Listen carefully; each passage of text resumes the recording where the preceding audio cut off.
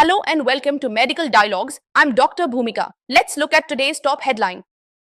New 2025 hypertension guidelines released with stronger focus on brain health and early intervention. The American Heart Association and the American College of Cardiology, along with several partner organizations, have released the 2025 guideline for the prevention, detection, evaluation, and management of high blood pressure in adults. This comprehensive update reflects a shift toward early action, personalization, and the integration of brain health in hypertension care.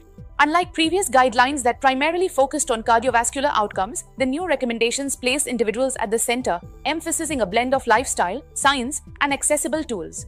The goal is to make managing blood pressure less overwhelming and more empowering. Prevention remains a cornerstone. A heart-healthy diet, reduced salt intake, regular exercise, and stress management are still key. However, the guideline also calls for earlier medical intervention when needed to prevent not just heart disease and stroke, but also kidney problems, type 2 diabetes, and cognitive decline. Even slight increases in blood pressure can chip away at memory and cognition, the document warns, highlighting a new systolic target of under 130 mm Hg to protect brain function. A key feature is the formal adoption of the Prevent Risk Calculator, which estimates 10 and 30-year cardiovascular risk using factors like age, blood pressure, cholesterol, and even zip code to reflect social determinants of health. The guideline also mandates routine urine albumin to creatinine ratio testing for all hypertensive patients and expands the use of hormone testing for primary aldosteronism, particularly in those with sleep apnea or advanced hypertension. Medication choices are now more personalized, especially for individuals with diabetes, obesity, or kidney disease.